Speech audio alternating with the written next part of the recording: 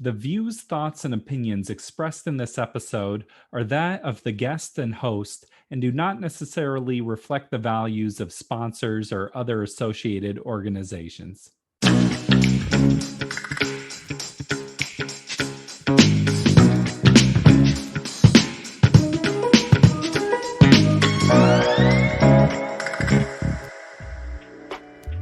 Welcome to the Parental Compass by Family Education and Support Services. I'm your host, Bobby Williams. We release a new episode every week. We want to be sure that you know about it, so be sure to subscribe to the show. We'll keep you updated. Death is pretty much the toughest thing you have to go through as a person. It's a whirlwind of emotions. It's frustrating. It's inconsistent. How do you walk a child through all these feelings? Well, our guest today wrote a book to do just that. Andrea Dorn. Her book is called When Someone Dies, a children's mindful how-to guide for grief and loss. It's an incredible book. I thought this was a really meaningful conversation. Check it out. Can you break it down for us right now? What do you say to your child to explain when someone dies? Sure. So I think this is such a great question because, a lot of parents experience a lot of anxiety when they're having to talk to kids about this question. How do I talk to my kid or my child about death? Because this is just such an expansive topic. And I think for adults, it really is an expansive topic because when we think about death, we think about so much more than just what does dying mean. But from a child's perspective, it's usually a little bit more simple than that. They're really just wondering, well, what does death mean? And really what death means is it's the end of life, right? And so what kids need from us is just a really developmentally appropriate, concrete understanding of death. And so the way we can describe that to them is by using developmentally appropriate terms and really specific terms like death and dying. So in my book, I have it right here. What I say to describe death is when someone dies, it means that all the parts of their body and mind have stopped working and they won't start working again. So it's a really simple way to just be very clear about this is what happens when we die. But really simply, it's the end of life. And sometimes you can also kind of be, a little bit more descriptive in that we won't eat anymore, we don't breathe anymore.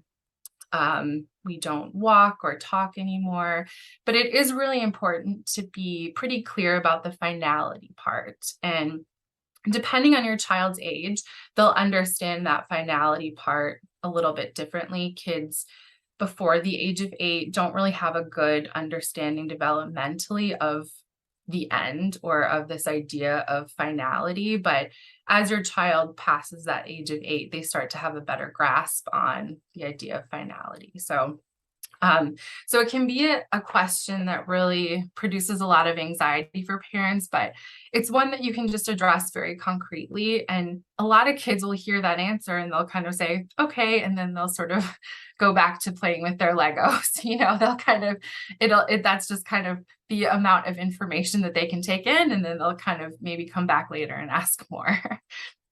I think grief is tough because it's so non-linear. One day you feel really upset, and then the next day you feel fine, then you're so-so, then you're upset again. And sometimes you can even feel bad about how you're feeling, like I should be further along in my grief process, or I'm not even feeling bad enough. Did I even really care about this person enough?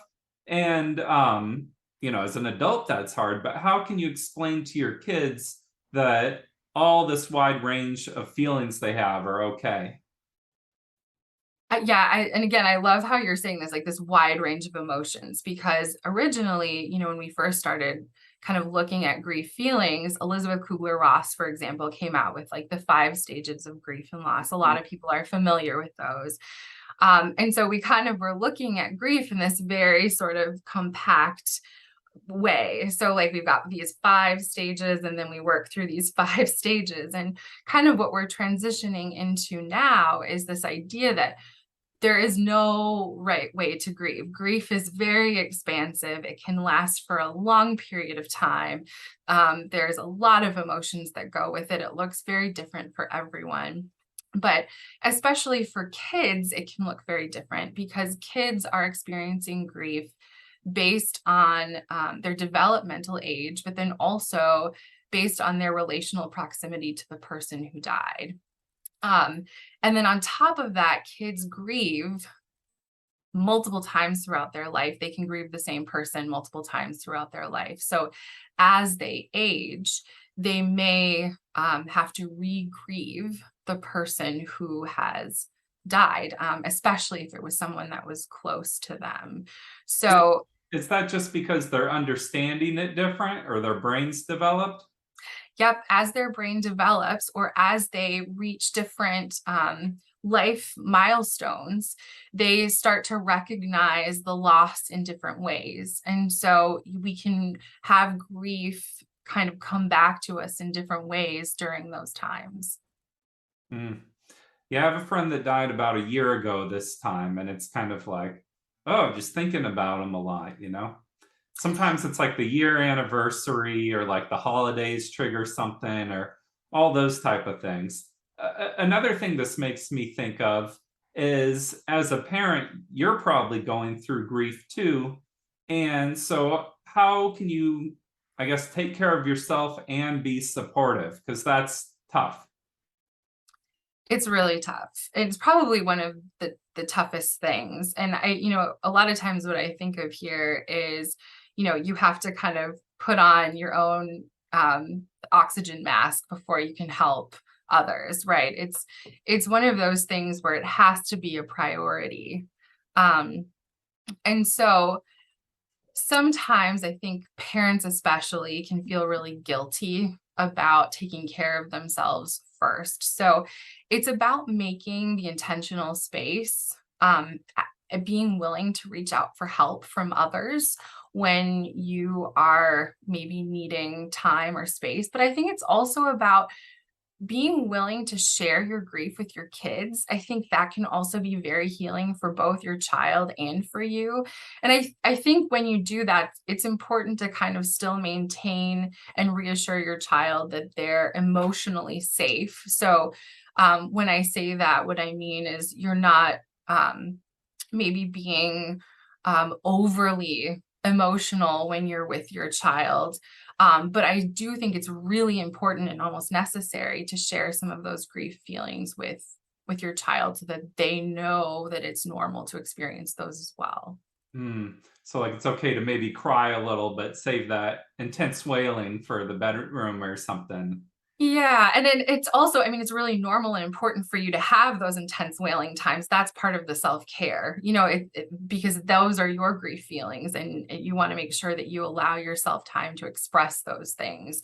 But you also want to be sure that your child feels emotionally safe. And that their nervous system feels secure in their relationship with you. And so they might feel safe to emotionally or be wailing around you, but they want to be able to feel like you're not, you're their container, not they're your container, and they need to take care of your needs. So there's just kind of, as their caregiver, there's just some nuanced things to kind of keep in mind, but it's still important that you have a space to kind of take care of those emotions too. Yeah.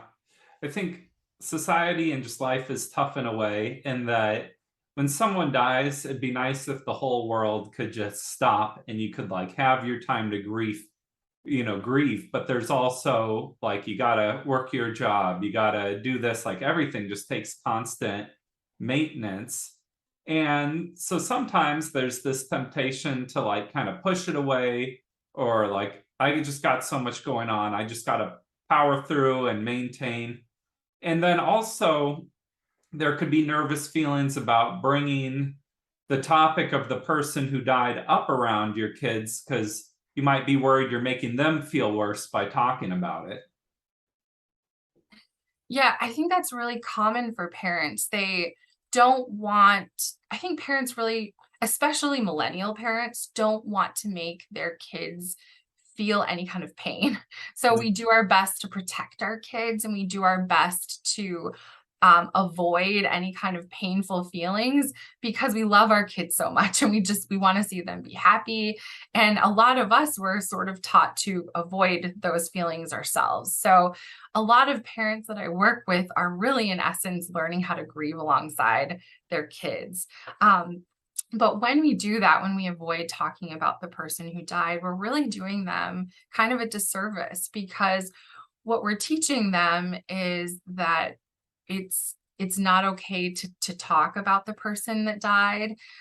We're teaching them that feelings are maybe a little bit scary, and that we can't handle feelings that are big, that we have to maybe hide or avoid feelings, that it's not a safe space to talk about feelings that we might be having. And so those are just sort of like inadvertent lessons that our children can be learning when we don't talk about the person that died, or when we don't talk about the feelings that are common with grief.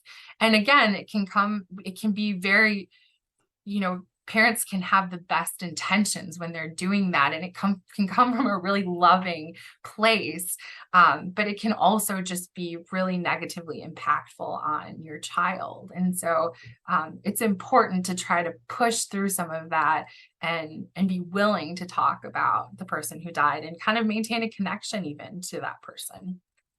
Yeah, depending who you are and how you grew up, that can feel really difficult. It can. Yeah, you talk in your book about the feel better steps. So Mhm. one of them is hugging yourself. What are the other feel better steps, and why do those work? So the feel better steps are really intentionally kind of curated for the book. However, in the book, I also kind of mention, you might come up with your own feel better steps. These are kind of just suggestive, even though they are very intentional. But the feel better steps are kind of to pause and take a deep breath, to give yourself a hug, and then to stop and talk to someone that you trust or love. And those were intentionally kind of put there to sort of stop, give yourself some space. So we're priming kids to realize that they can cope by pausing, giving themselves some space to kind of cope with whatever they're dealing with, their grief feelings or something else. They can sort of take agency again of themselves by giving themselves a hug, so they can ground themselves. And then also teaching the importance of healing through connection. So it's important, even if I feel like isolating myself, even if I feel like being by myself, it's important to even just reach out or just sit next to someone that I love or that I trust, and share my feelings with them, because that is how we heal in grief. You said in your book, um, the love we shared will always be a part of me. And I just thought that was such a beautiful sentiment, and a big concept too.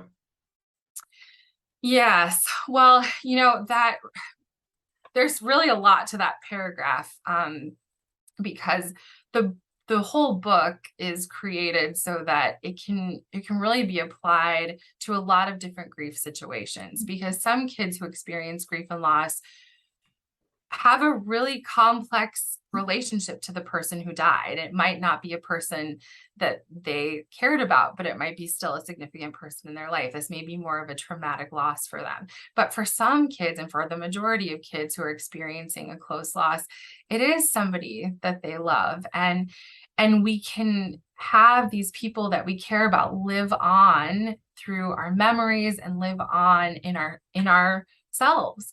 And so if we can teach kids that they can stay connected to these people that they loved and who are no longer physically a part of them, but that in their actions and in their deeds, they can kind of still remain connected to these people, then that's just another way that we can kind of help them heal. And again, we might not expect these kids to be able to comprehend all of this right away, but we're priming their brains to be able to understand that throughout the rest of their lives. Mm. Is there any silver lining in all this? Like, what does death teach us as people?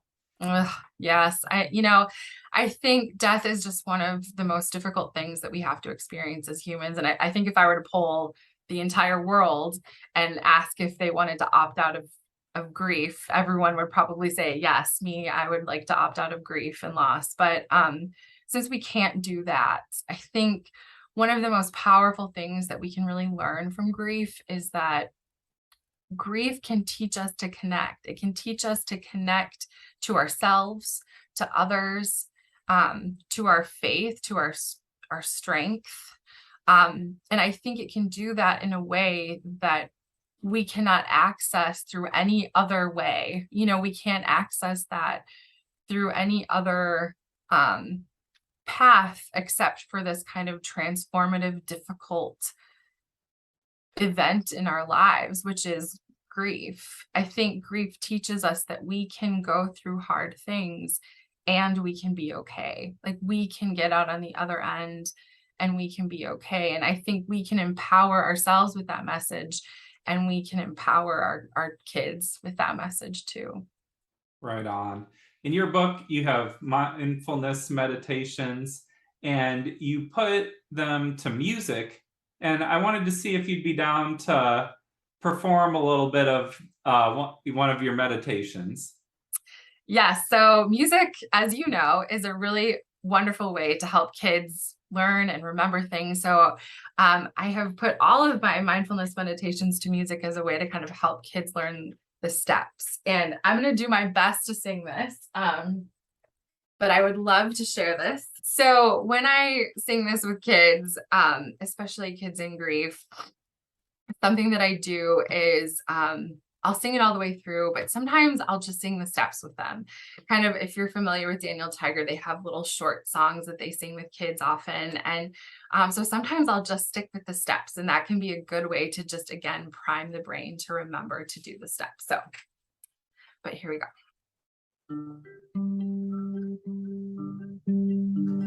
With one hand on my tummy and one hand on my butt, I stop and breathe and notice to give my mind some rest.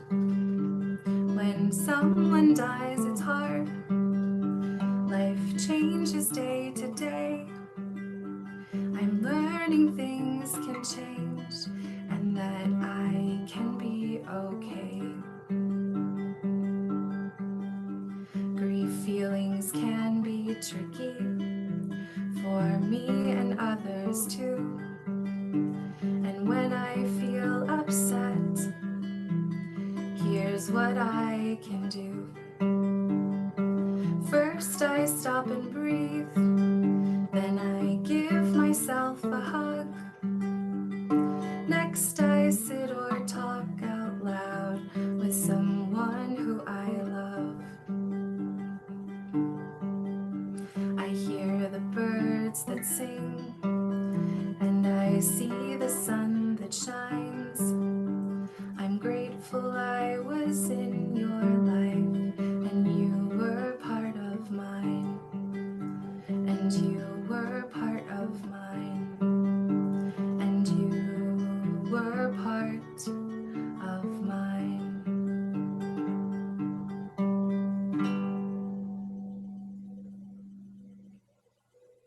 Beautiful song. You're doing some amazing work, Andrea, and just thank you for being here today.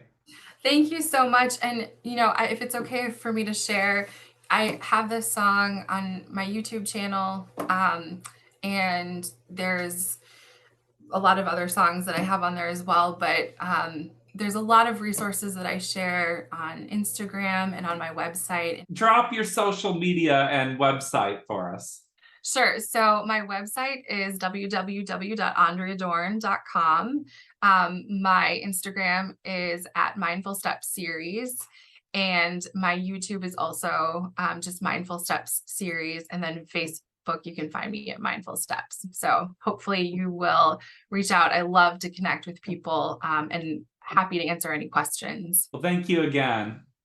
Thank you so much for having me. Thank you, Andrea. It was great having you on the show. Keep doing your incredible work. This has been the Parental Compass by Family Education and Support Services. I'm Bobby Williams. We'll see you next week. Peace.